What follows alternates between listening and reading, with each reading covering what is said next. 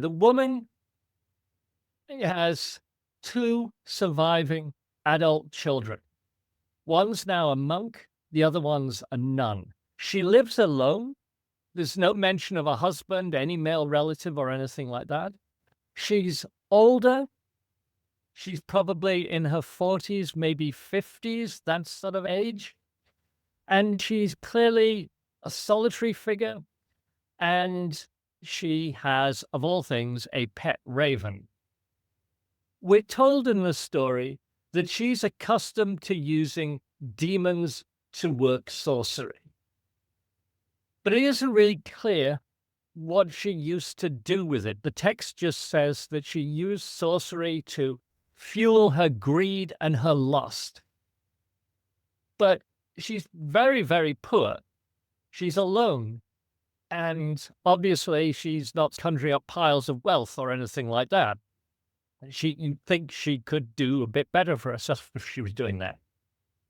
But nevertheless, the story goes on. The raven tells her one day that she's about to die.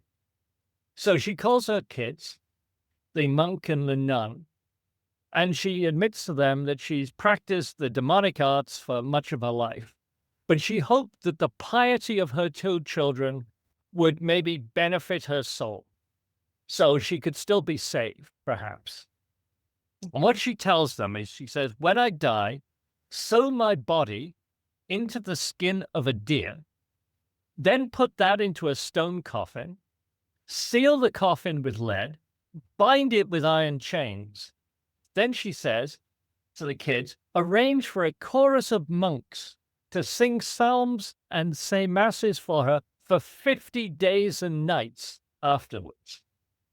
And if demons are not able to take her body away after 3 days, then the kids get to bury it. So the kids do all of this for dear old mum. Monks sing away, and through the first 2 nights, demons try to break in and take her body away, but they can't get past all the chains and the seal and so on. But on the 3rd day, the story goes, a huge demon smashed his way into the church where her body was, called to the woman in the tomb, telling her to get up.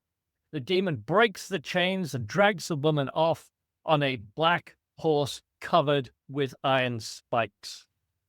And her wretched cries apparently could be heard for 4 miles as they rode away. That's it. That's the story.